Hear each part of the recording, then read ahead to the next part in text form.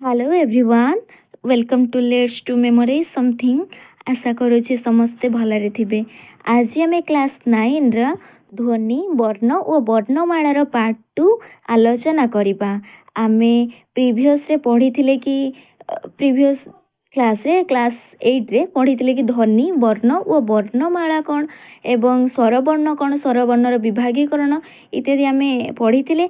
आज आमे पढिबा व्यंजन वर्ण। ए भिडियोटी को कम्प्लीटली देखंतु एवं ए भिडियोटी ओडिसा रे ऑल कॉम्पिटिटिव एग्जाम ओरिएंटेड अछि। आसंतु आलोचना करिबा।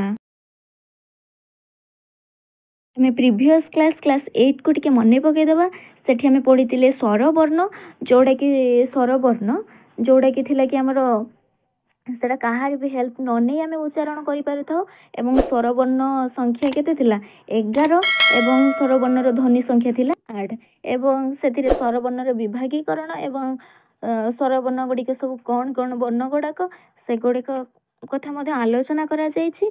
आपण जदि स्वरवर्ण विषय कंप्लीट नॉलेज पाइबा को चाहूचंती ताहाले डिस्क्रिप्शन बॉक्स रे थिबा क्लास 8 रो लिंक को जाई क्लास 8 को आपण देखि पारंती। आज आमे आलोचना करिबा व्यंजन वर्ण। व्यंजन वर्ण कोन ना जेउ वर्ण गुड़िक स्वरवर्णर साहाय्य बिना उच्चारित होई पारंती नाही ताहाको व्यंजन वर्ण कहा जाय। अर्थात व्यंजन वर्ण होची कोन ना व्यंजन वर्ण स्वरवर्णर साहाय्य रे उच्चारित होई थाए ताहाको व्यंजन वर्ण कहा जाय थाए। व्यंजन वर्ण संख्या केते 38। व्यंजन वर्ण संख्या केतोटी 38 टी। हमर टोटल वर्ण संख्या थिला 49 सेति भितरु 11 थिला हमर स्वर वर्ण एवं 38 थिला हमर व्यंजन वर्ण। नेक्स्ट हमर सब व्यंजन वर्ण संख्या वर्ण गुड़िक कौन कौन व्यंजन वर्ण संख्या है 38। हमर व्यंजन वर्ण गुड़ाक हमर व्यंजन वर्ण गुड़ाक कौन कौन आमे जानिबा जेमिति कि क ख ग घ एगुड़ाक पूरा अनुसार विसर्ग चंद्रबिंदु पर्यंत जहाँ भी अच्छे से गुड़ाक हूँ कौन व्यंजन वर्ण। 38 टी एथिरे व्यंजन वर्ण अछि किंतु हमर वर्ण संख्या जेमिति कि 49 किंतु हमर उच्चारण दृष्टि हमर ध्वनि ध्वनि किंतु हमर 49 टी नुहे जेमिति कि हमर स्वरवर्ण रे थिला 11 टी स्वरवर्ण किंतु तार उच्चारण दृष्टि 8 टी होची 8 टी होची हमर कोन उच्चारण दृष्टि ध्वनि मात्र हमर समिति व्यंजन वर्ण मध्ये अछि 38 टी आ तार उच्चारण दृष्टि व्यंजन वर्ण केतोटी 32 टी। से 32 टी कोन 38 थी 32 केमिति हला कोन कोन सब कटि से आसंत देखिबे जेमिति कि एठी उ एठी होची निय यो होची जियो तालबेस मुधिनेस विसर्ग एगुड़ा ये 6टी होची कटि जाइछि। आउ सब हमर मौलिक ध्वनि गुड़ाक अछि हमर 38 टी होची व्यंजन वर्ण 32 टी व्यंजन ध्वनि से हमर व्यंजन ध्वनि रे 6टी जो कटि जाइछि सेटा होची हमर कोन उ निय जिय तालबेस मुधिनेस आउ कोन विसर्ग होची आमे तो आउ 32 टी मने रखि परिबेनी किंतु आमे शॉर्ट फॉर्म रे 6टी ही कटि जाइथिबा 6टी को आमे मने रखि परिबा ए 6टी को मने रखिबा देन आउ जा नेक्स्ट 32 टी आउ जा नेक्स्ट 32 टी रहला से गोटा हमर व्यंजन वर्ण रे माने व्यंजन वर्ण रे जाउ अछि। नेक्स्ट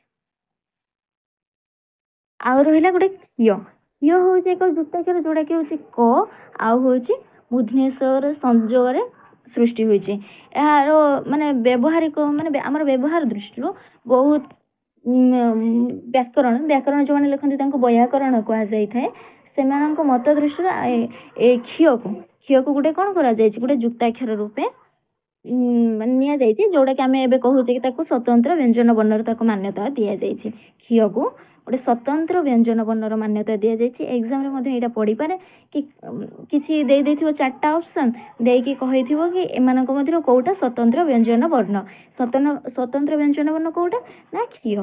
नेक्स्ट व्यंजन वर्णर विभागीकरण।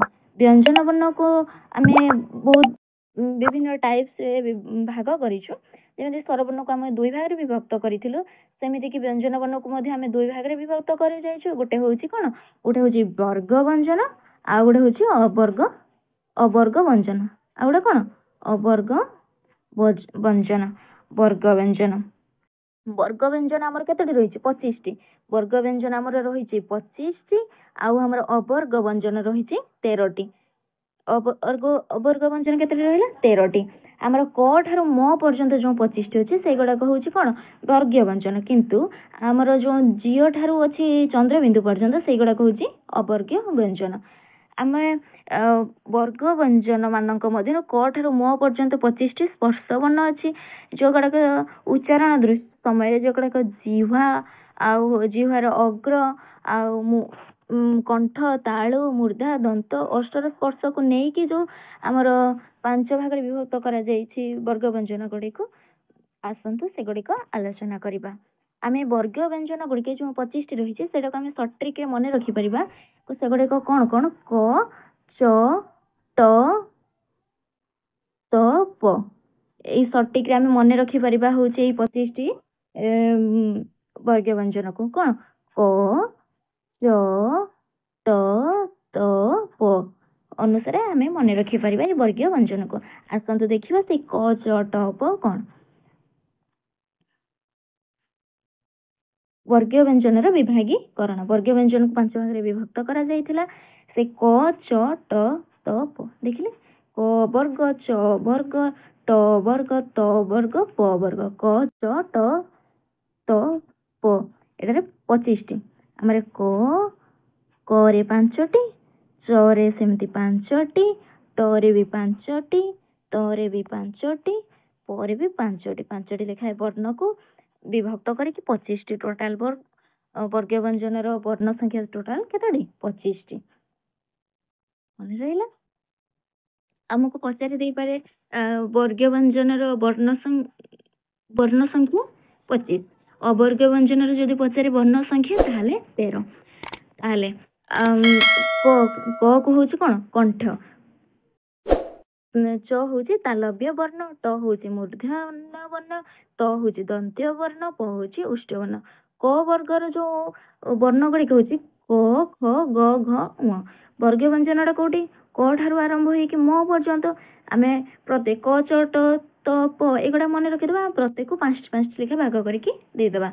ଆଉ ହଉଛି ତାପରେ ହଉଛି କ ବର୍ଗ। କ ବର୍ଗକୁ କଣ୍ଠ ବର୍ଗ ମଧ୍ୟ କୁହାଯାଏ। କ୍ୱେଶ୍ଚନ ଦେଇଥିବ କ, ଜ, ଡ, ତ ଏଗୁଡାକ ମଧ୍ୟରୁ କୋଉଠି କଣ୍ଠ ବର୍ଣ୍ଣ।